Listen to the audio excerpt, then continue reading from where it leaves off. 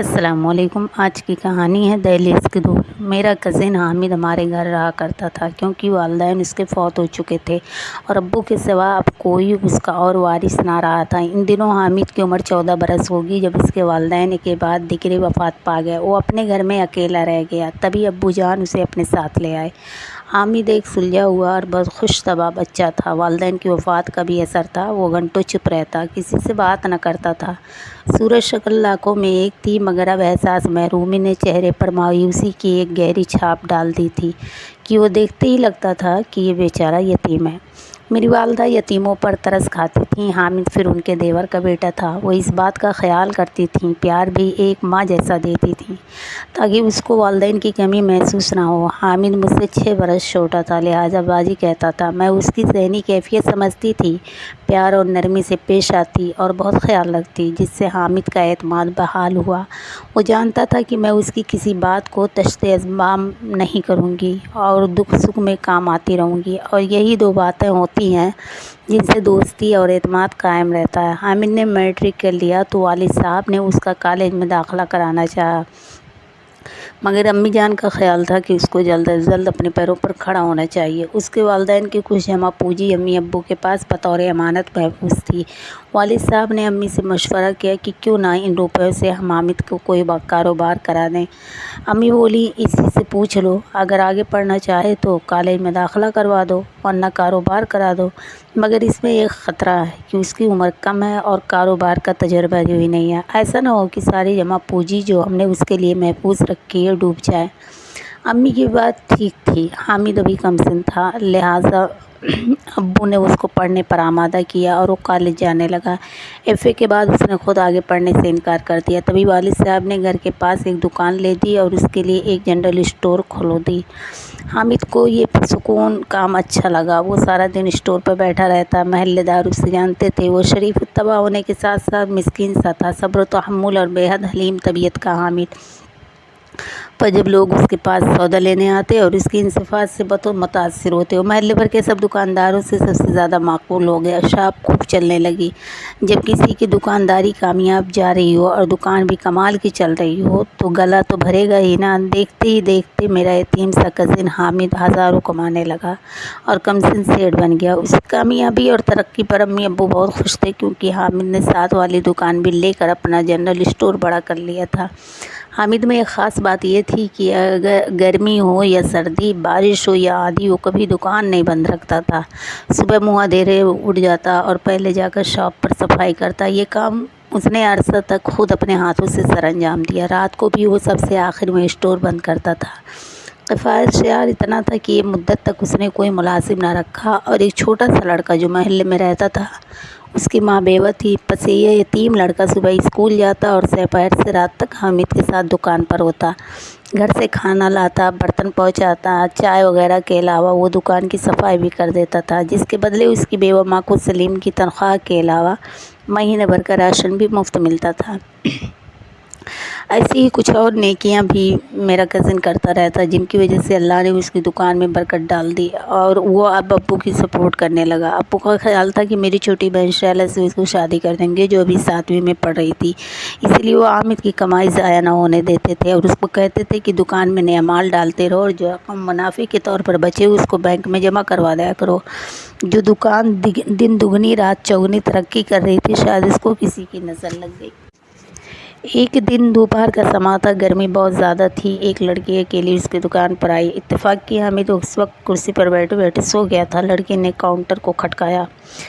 اٹھ بھی جائیے جناب۔ آنکھیں ملتا ہوا حامد جاگ گیا تو اس کے چونک پڑنے پر وہ لڑکی ہنس پڑی۔ اس کی ہنسی میں خدا جانے کیا کشش تھی کہ پہلی نظر میں وہ حامد کو بھا گئی۔ تاہم میز پر لگے شیشے میں وہ خود کو دیکھنے لگا کہ اس کے چہرے پر کیا لگ گیا ہے کہ یہ لڑکی اسے دیکھ کر ہنس پڑی ہے۔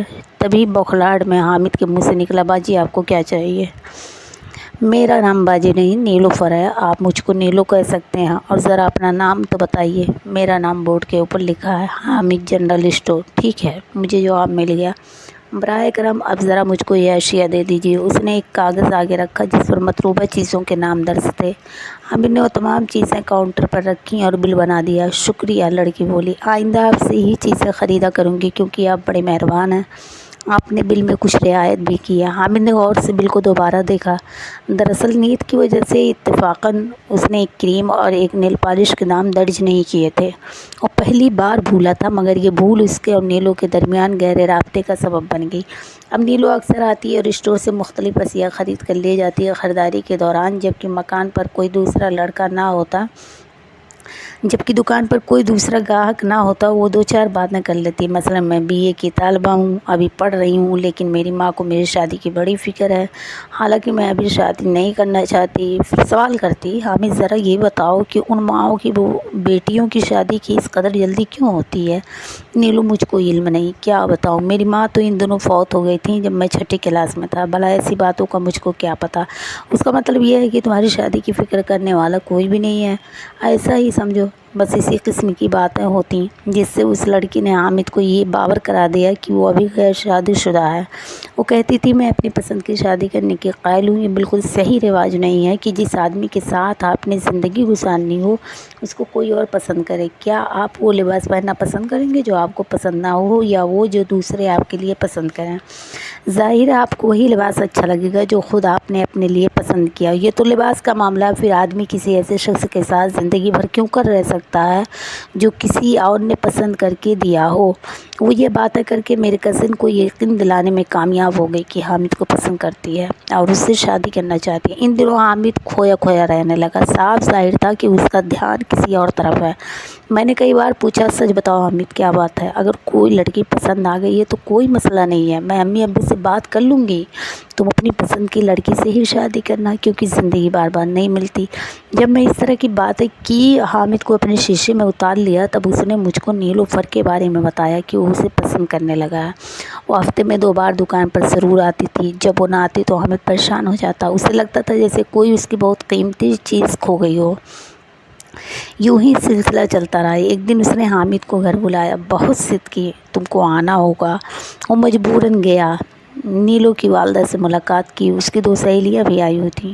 ان سے تعارف کرایا کہ یہ میری سہیلی کے بھائی ہیں۔ پھر بتایا کہ آج سالگرہ ہے اور وہ سہیلی نہ آ سکی تو اپنے بھائی کو ایک کیک دے کر بھیجا ہے۔ یہ صریحاً جھوٹ تھا۔ کیک نیلو خرید کر لائی تھی۔ بہرحال کیک کاٹا گیا۔ تھوڑی دیر حامد وہاں رہا، کیونکہ پہلی بار اس نے 2 گھنٹے کے لیے دکان بند کی تھی۔ وہ تو جمعہ کے دن بھی دکان کو بند نہیں کرتا تھا، بلکہ جمعہ کے وقت سلیم کو بیٹھا کر نماز پڑھنے جاتا۔ باقی نمازیں وہ دکان میں ہی پڑھ لیا کرتا تھا۔ بعد میں حامد نے نیلو سے شکوہ کیا کہ تم نے مجھ کو کیوں نہ بتایا کہ تمہاری سالگرہ ہے، میں کوئی تحفہ تو لاتا۔ وہ بولی، تحفہ انسان جب چاہے دے سکتا ہے۔ تبھی میرے کزن نے کہا، اچھا چلو میں تم کو تحفہ لے دوں۔ اس دن دوسری بار حامد نے دکان بند کی اور اس کے ساتھ مارکیٹ گیا۔ وہ ایک جیولر کی دکان پہ گئے اور حامد نے نیلو کو ایک ہلکا سا سونے کا سیٹ لے کر دیا۔ نیلو نے خود یہ کہہ دیا کہ میں تمہارا زیادہ خرچہ کرانا نہیں چاہتی ہوں۔ اس واقعے کو کچھ عرصہ بعد ہی ایک شخص حامد کی دکان پر آیا۔ اس نے آتے ہی نام پوچھا، حامد ہو؟ ہاں میں حامد ہوں، کہیے کیا کام ہے؟ تبھی ایک زوردار تھپڑ آنے والے نے حامد کے منہ پر مار کر کہا، یہ کام تھا، اور ساتھ ہی وہ سونے کا سیٹ بھی شوکیس پر پٹک دیا۔ میری بیوی کو تحفے دیتے ہو؟ تم کو شرم نہیں آتی؟ خبردار جو آئندہ اس سے کوئی رابطہ کیا ورنہ جان سے مار دوں گا۔ یہ کہہ کر وہ چلا گیا۔ جب حامد نے سیٹ کا کیس کھولا، اس میں اس کے نام کی رسید تھی جو جیولر نے بنائی تھی۔ اصل معاملہ یہ تھا کہ جس دکان سے انہوں نے سیٹ خریدا تھا، اس دکان کا مالک نیلوفر کے شوہر عباس کا بڑا پرانا اور گہرا دوست تھا، کیونکہ عباس بھی جیولری کا کام کرتا تھا۔ پھر وہ دبئی چلا گیا، لیکن وہ اپنے اس دوست کے ساتھ رابطے میں رہتا تھا۔ اس جیولر کا نام عتیق تھا۔ چونکہ عباس کا پرانا دوست تھا، اس کی شادی پر مدعو رہا، تو اس نے نیلوفر کو دیکھا ہوا تھا۔ عتیق کی دکان کی رسید دیکھی تو اسے لے کر اس کے پاس گیا۔ اس نے بتایا کہ نیلو بھابی ایک حامد نامی شخص کے ساتھ زیور لینے آئی تھیں۔ میں یہی سمجھا کہ اپنے کسی عزیز رشتہ دار کے ساتھ آئی ہیں۔ تمام احوال جان کر عباس نے نیلو کو گھر سے نکال دیا۔ وہ اپنی ماں کے گھر چلی گئی۔ اس کی 2 سال کی بچی بھی تھی جو شوہر نے اس سے لے لی اور اپنی والدہ کے سپرد کر دی۔ عباس کافی عرصے سے دبئی میں کام کر رہا تھا اور وہاں ایک جیولر کے پاس ملازم تھا۔ پاکستان آیا تو اس کی ماں نے شکایت کی کہ بغیر بتائے گھر سے جاتی ہے اور گھومتی پھرتی ہے، اور زیور کا ڈبہ بھی شوہر نے دیکھا جو الماری میں کپڑوں کے نیچے چھپایا گیا تھا، اور اس میں حامد کے نام کی رسید تھی اور دکان کا پتہ لکھا ہوا تھا۔ اس نے نیلو کو برا بھلا کہا اور زیور کا ڈبہ لے کر وہ حامد کی دکان پر آیا۔ حامد نے اس کو کہا کہ جو نیلو اس کے پاس آتی ہے وہ غیر شادی شدہ ہے، پھر تم نے مجھ کو اس کا شوہر بتا کر تھپڑ کیوں مارا؟ مگر عباس غصے میں تھا، اس کی کیا سنتا۔ جب عباس نے حامد کو تھپڑ مارا اس وقت دکان پر محلے کے ایک دو گاہک بھی موجود تھے۔ انہوں نے اس واقعے کا ذکر میرے والد صاحب سے کیا۔ ابو کو بہت رنج ہوا، حامد سے شکوہ کیا کہ میں نے اپنے بچوں سے بڑھ کر پیار دیا، پالا پوسا، مجھے تم سے یہ امید نہ تھی کہ تم ایک شادی شدہ عورت کے ساتھ بہکو گے۔ بہرحال بہت دنوں تک انہوں نے حامد سے قطعی تعلق رکھا، اس سے وہ اور زیادہ پریشان رہنے لگا۔ گھر میں اب میرے سوا کوئی اس سے کلام نہیں کرتا تھا۔ دکان بھی ابو نے بند کرا دی، ان کو ڈر تھا کہ کہیں اسٹور پر کوئی جھگڑا یا دنگا فساد نہ ہو جائے، کیونکہ اس واقعے کے بعد بھی نیلوفر دوبارہ دکان پر آئی اور حامد سے کہا کہ عباس مجھے پسند نہیں، وہ دور بھی رہتا ہے، میں اس سے طلاق لے کر تم سے شادی کرنے کے خواب دیکھ رہی تھی اور اب بھی میں اس کے ساتھ نہ رہوں گی، ہم دونوں کورٹ میرج کر لیتے ہیں، بچی تو اس نے مجھ سے چھین ہی لی ہے۔ حامد نے پوچھا تم نے مجھ سے جھوٹ کیوں بولا تھا کہ تم غیر شادی شدہ ہو؟ اگر میں ایسا نہ کہتی تو تم مجھ سے بات ہی نہ کرتے۔ میں تم سے شادی نہیں کر سکتا، چچا میرے محسن ہیں، میں ان کو ناراض نہیں کر سکتا، تم ان کا نہیں تو اپنی بچی کا ہی خیال کرو۔ غرض جو بھی باتیں ان کے درمیان ہوئی ہوں، مجھ کو حامد نے بس یہی کچھ بتایا تھا۔ کافی عرصہ حامد دردن مارا پھرتا رہا۔ ابو نے خود دکان کھول لی کیونکہ ان دنوں انہوں نے ریٹائرمنٹ لے لی تھی۔ پھر امی کے سمجھانے پر حامد کو معاف کر دیا اور گھر لے آئے، دوبارہ دکان اس کو سونپ دی، تاہم خود بھی ساتھ بیٹھتے تھے کہ حامد سے کوئی لرزش نہ ہو جائے۔ جب شہلا نے ایف اے کر لیا تو اس کی شادی انہوں نے حامد سے کر دی۔ حامد اور شہلا اچھی زندگی گزارنے لگے، مگر نیلو کے ساتھ کیا ہوا اس کے بارے میں بھی بتاتی چلوں۔ اس کی ایک سہیلی میرے گھر آئی تھی، اس نے یہ سب کچھ بتایا۔ اس کا نام تھا گوہر۔ گوہر کہنے لگی کہ نیلوفر سدا کی ہی ایسی تھی، جانے اس کی شخصیت میں کیا کمی تھی کہ اس کو اپنی ماں کا بھی خیال نہیں تھا، جبکہ باپ پہلے ہی فوت ہو گئے اور بھائی بھی اس کے نہیں تھے۔ ماں نے ہر طرح سے خیال رکھا، تاہم وہ بچپن میں بھائی اور بہن کی کمی کو بہت محسوس کرتی تھی۔ وہ میری ہم جماعت تھی، پھر ہماری دوستی ہو گئی۔ وہ متوسط گھرانے سے تعلق رکھتی تھی مگر امیر ہونا چاہتی تھی۔ اس کو کسی دولت مند شخص کی بیوی بننے کا جنون تھا، حالانکہ اس کا کزن علی اس سے بہت پیار کرتا تھا، مگر نیلو اس کو گھاس نہیں ڈالتی تھی کیونکہ وہ متوسط گھرانے کا فرد تھا اور دولت مند نہیں تھا، اس وجہ سے وہ نیلوفر کو اچھا نہیں لگتا تھا، جبکہ وہ ایک اچھا لڑکا تھا۔ علی اس کی خالہ کا بیٹا تھا، دونوں کے گھر قریب تھے، وہ 4 بہنوں کا بھائی تھا اور والد کا انتقال ہو چکا تھا، لہٰذا ماں اپنے بچیوں کی وجہ سے بہت پریشان رہتی تھی۔ تاہم وہ بیٹے کو اچھی تعلیم دلوائی، ملازمت بھی مل گئی مگر تنخواہ کم تھی، لہٰذا علی نے ملازمت چھوڑ دی۔ انہی دنوں ایک دوست کے توسط سے اسے ایک غیر ملکی کمپنی میں جاب مل گئی۔ ماں کی دعائیں رنگ لیں، لیکن یہ بات علی کے لیے پریشانی کا باعث تھی کہ اب اس کو نیلوفر سے دور جانا تھا۔ تاہم نیلوفر کوئی اثر نہ ہوا، بلکہ اس نے کہا کہ جلد جاؤ تاکہ زیادہ کما سکو۔ وہ بیچارہ اداسی کے عالم میں دبئی چلا گیا۔ اس نے 4 بہنوں کی شادیاں بھی تو کرنی تھیں۔ اب جب وہ دبئی سے فون کرتا، یہ مختصر سی بات کر کے فون رکھ دیتی، جس کی وجہ سے اس کی امیدوں پر پانی پھر گیا۔ وہ سمجھ رہا تھا کہ نیلو اس کے لیے اداس ہوگی، مگر ہر دفعہ نیلو کہتی خوب روپیہ کما لو پھر آنا۔ علی ہر ماہ رقم ماں کو بھجواتا رہا۔ یوں اب ان کے گھر کے حالات بہتر ہونے لگے۔ اب اس کے گھر والوں کو علی سے زیادہ ان کی کمائی سے لگاؤ تھا۔ وہ خود کو بہت اکیلا محسوس کرتا تھا۔ نیلو کو فون کر کے کہتا میں چاہتا ہوں کہ جلد آ کر تم کو دلہن بنا کر لے جاؤں، مگر جواب میں وہ یہی کہتی پہلے اپنی 4 بہنوں کو تو بیاہ لو پھر مجھ کو لے جانا، ابھی بہت ٹائم ہے مجھے بیاہ کر لے جانے میں۔ 3 سال بعد وہ پاکستان آیا۔ ماں نے کہا پہلے علی کی شادی کروں گی، میرا ایک ہی بیٹا ہے، بہنوں کو بیاہتے تو یہ بوڑھا ہو جائے گا۔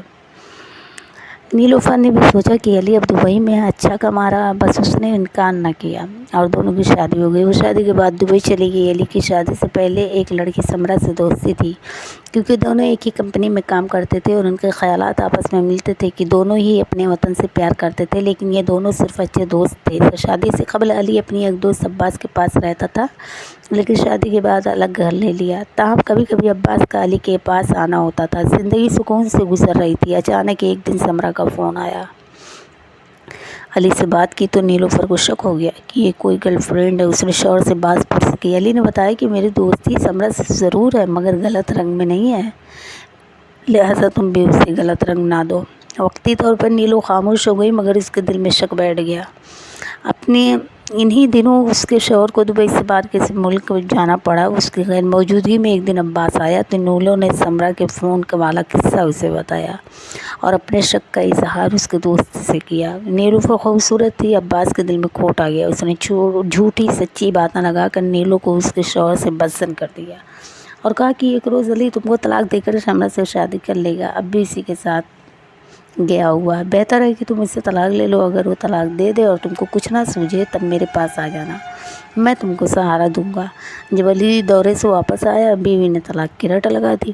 پہلے تو علی نے بہت سمجھایا، مگر جب نیلو نے اس کی زندگی اجیرن کر دی تو تنگ آ کر علی نے اس کو طلاق دے کر پاکستان بھجوا دیا۔ یہاں وہ اپنی والدہ کے پاس آ گئی۔ اس کے کچھ عرصے کے بعد عباس بھی پاکستان آ گیا اور اس نے نیلوفر سے رابطہ کر کے شادی کر لی۔ کچھ عرصے بعد عباس دوبارہ دبئی چلا گیا۔ وہ ہر ماہ نیلو کو معقول رقم خرچے کے لیے بھجواتا۔ اس دوران اس کی ایک بیٹی بھی پیدا ہوئی۔ عباس زیادہ تر ملک سے باہر رہتا تھا، لہٰذا نیلوفر کا اپنے سسرال میں دل نہ لگتا اور وہ زیادہ تر میکے میں اپنی ماں کے پاس رہتی تھی۔ ماں کا گھر حامد کے اسٹور سے بہت قریب تھا۔ یوں ایک بار اس کی دکان سے وہ سودا خریدنے کے آئی کہ حامد پر فدا ہو گئی۔ پہلے علی سے بے وفائی کی، پھر عباس سے بے وفائی کی مرتکب ہو گئی۔ شاید اس کی شخصیت میں کمی تھی کہ کسی پر اعتبار نہ کرتی تھی اور عباس کی غیر موجودگی میں حامد کی محبت کو سہارا بنا لیا۔ علی اس سے سچا پیار کرتا تھا، اسی لیے تو جب نیلو نے طلاق کی رٹ لگائی تو علی نے زبردستی اس کو اپنے پابند رکھنے کے بجائے آزاد کر دیا۔ تاہم یہ آزادی نیلو کو راس نہ آئی، کیونکہ علی نے اس کو ہر سہولت دے رکھی تھی اور اس کے خلوص کو ٹھکرا کر اس عورت نے اپنے لیے خود گڑھا کھودا تھا۔ لوگ ایسی عورتوں کو آوارہ بچلن کہتے ہیں، مگر میں یہ کہوں گی کہ ان کے دماغ میں کوئی خلل ہوتا ہے اور اس خلل کا علاج کرانا چاہیے، کیونکہ ان کو کسی ماہر نفسیات کو دکھانا چاہیے کہ وہ بے وفائی کی مرتکب کیوں ہوتی ہیں۔ آج نیلو پر پچھتا رہی ہے، مگر اب پچھتائے کیا ہو جب چڑیا چگ گئی کھیت۔ یہ رہی آج کی کہانی، پھر ہم ملتے ہیں آپ سے اگلی کہانی کے لیے ساتھ، تب تک کے لیے اللہ حافظ۔